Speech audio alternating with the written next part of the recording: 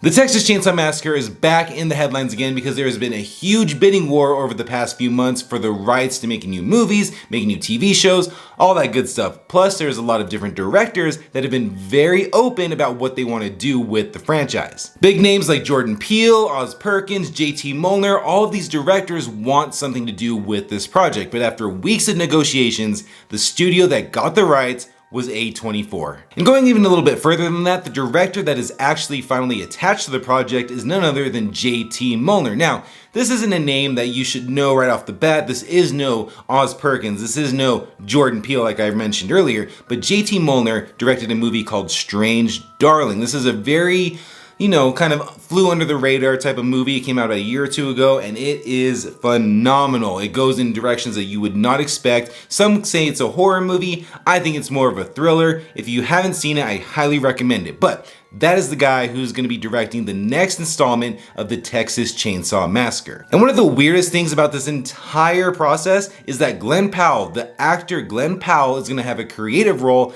in the Texas Chainsaw Massacre. Who would have saw that coming, right? You would think that he'd want to be in front of the camera as opposed to behind the camera, which I don't know how I feel about it, but at the end of the day, I think this is more exciting than anything to see what he can do behind the camera. Maybe he wants to direct at some point. Well, this is the first step in doing that. So now that the dust has settled on this entire situation of the Texas Chainsaw Massacre, I'm pretty excited about it. A24, I feel a little, hit or miss with them, but overall, their horror movies, I really, really like. They go in really weird directions. They use a lot of creepy imagery, and just having them behind this project, them by themselves, is pretty exciting. Plus, you bring in JT Mollner, who really impressed me with Strange Darling, at the helm for this project. And then you also have, like you said, Glenn Powell behind the camera. Like, what is that gonna bring to it?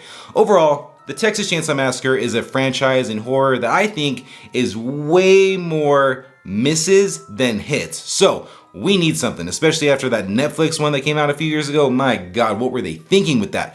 But every sign is pointing that this franchise is in the right hands to do something weird, do something different, but at the end of the day, do something good. Let me know what you think about this down in the comments. Thanks for watching, and I will catch you in the next one.